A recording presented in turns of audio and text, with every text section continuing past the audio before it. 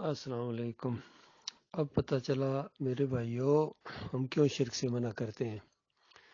کہ ہمارا مالک فرما رہا ہے کہ زمین اور آسمان کو بھی اگر گناہوں سے بھر کے لے آئے لیکن میرے ساتھ کسی کو شریک نہیں ٹھہرایا ہے تو میں لکی تو ہوں بمثلھا مغفرہ، اتنی ہی مغفرت کے ساتھ ملاقات کروں گا، اپنے بندے کو معاف کر دوں گا۔ میرا بندہ جب بھی مجھے پکارے گا کہ میرے مالک مجھے معاف کر دے، اور یہ امید رکھے گا، یہ یقین رکھے گا کہ اس کا مالک معاف کرنے والا ہے، تو مالک فرماتا ہے مجھے کوئی پرواہ نہیں ہے کہ تمہارے گناہ کیا ہیں اور کتنے، مجھے یہ پرواہ نہیں ہے۔ وہ اتنا کریم مالک، اتنا رحیم مالک،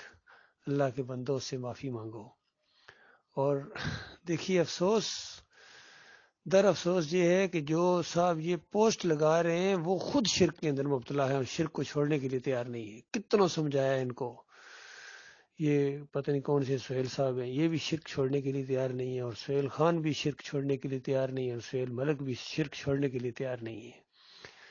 انہوں نے اپنی بربادی کا سامان خود اپنے ہاتھوں سے کیا ہے، اور پھر کس کو گلہ کرو گے، کس کو شکوہ کرو گے؟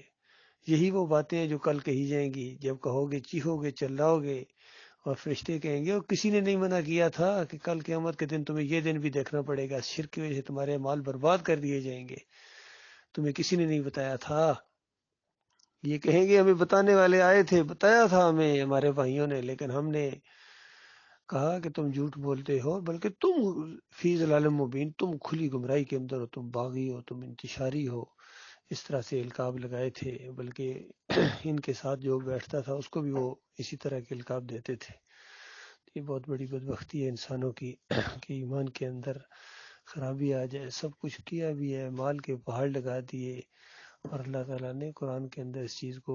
بہت واضح کیا ہے کہ تم کیا چیز ہو، یہ انبیاء ہے، یہ بھی اگر شرک کر کے کرتے تو ان کا سارا کیا کرایا غارت کر دیا جاتا۔ اللہ تعالیٰ اس خوفناک انجام سے اپنی پناہ میں رکھے۔